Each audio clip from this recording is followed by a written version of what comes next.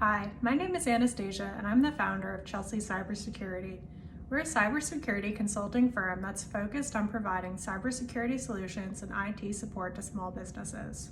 Today I'm going to be talking about what a VPN is and how to use it.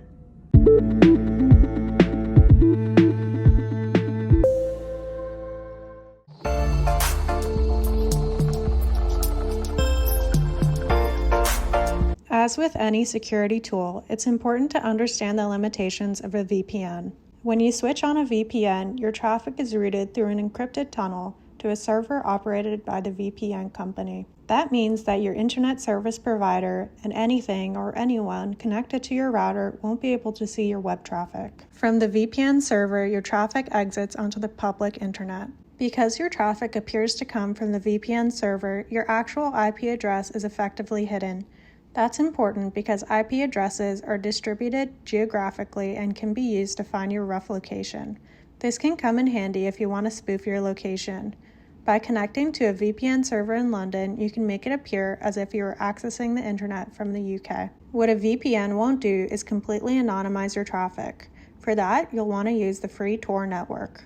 Instead of piping your data through a single intermediary such as a VPN server, Tor bounces your data through several different volunteer computers. This makes it much harder for someone trying to track your activities to see what you're up to, but note that it will also slow down your web traffic in the process. Additionally, websites can track your movements through cookies, browser fingerprinting, online trackers, and other tricky tools. Using an ad blocker such as Privacy Badger and a privacy-respecting browser such as Firefox helps suppress these trackers and can make it much harder for advertisers to follow your movements across the web. It's important to remember that when you're connected to a VPN, the VPN now has just as much insight into what you do online as your internet service provider would.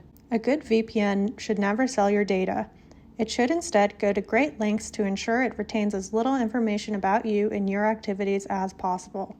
These measures to protect your privacy should be clearly outlined in the company's privacy policy. Finally, just because you have a VPN doesn't mean you should forget about the security basics.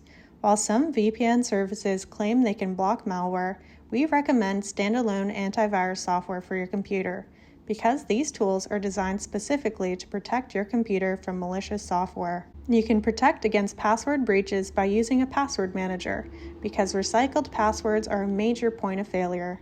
While you're locking down your passwords, be sure to switch on two-factor authentication whenever possible. A VPN service should allow you to connect at least 5 devices simultaneously. The best services now easily surpass this requirement. The average cost of a top-rated VPN service is $10 per month. A VPN service that is charging more per month isn't necessarily ripping you off, but it should offer something significant, such as a great interface or a lot of server locations to sweeten the deal. You can usually get a discount if you buy longer-term contracts. The average price of an annual VPN subscription, for example, is $71. However, we recommend avoiding long commitments until you're certain that you're happy with the service. Start instead with a short-term subscription, or better yet, a free subscription, so you can test a VPN in your own home. It's also useful to know where a VPN company is based. Keep in mind that this isn't always the physical location of the business, but a legal distinction that outlines what jurisdiction the company operates under. NordVPN, for example, is in Panama, while ProtonVPN is in Switzerland. The local laws mean that these companies are not beholden to data retention laws, which would require them to hold on to certain information that could be attained by law enforcement.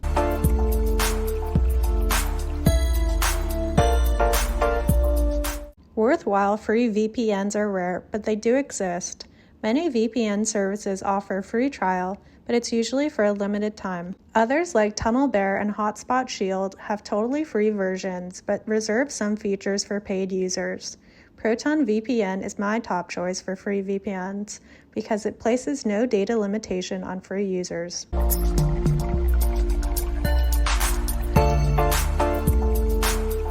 Once you've settled on a service, the first thing to do is to download the company's app.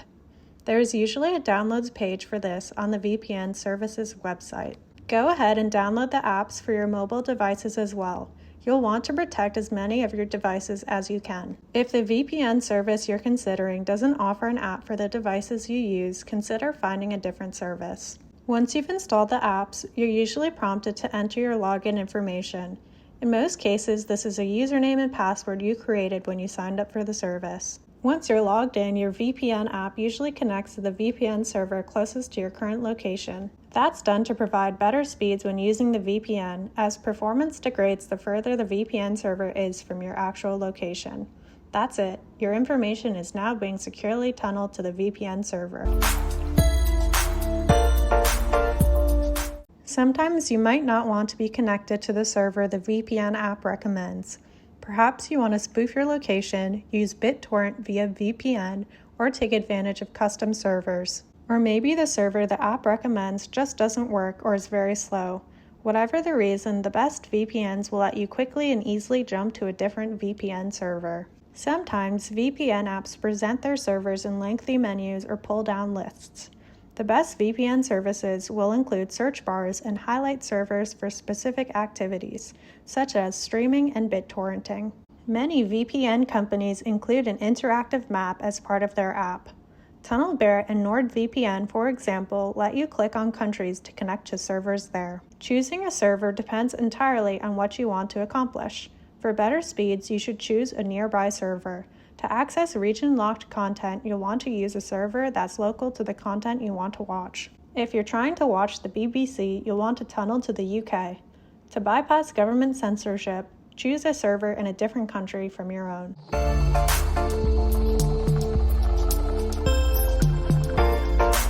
For the best security, you should use a VPN as often as possible, whether you're using public Wi-Fi or working from home, at all times ideally, but that's an aspirational goal and it's not always achievable.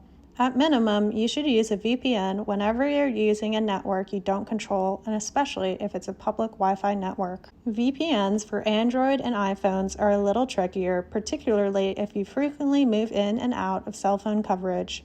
Each time you lose and regain data connectivity, the VPN has to reconnect, which adds a frustrating wait. It's also less likely that your cell traffic can be intercepted by bad guys, but we've seen researchers prove that it can be done. Most mobile devices can automatically connect to any familiar-looking Wi-Fi network.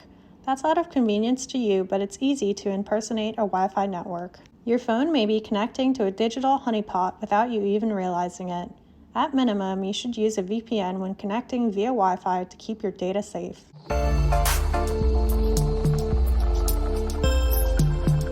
Too many of you aren't using a VPN, and maybe that's because they seem like arcane security tools. Fortunately, many providers have worked hard to make them friendly and easy to use. Most are now set and forget security tools, as they should be.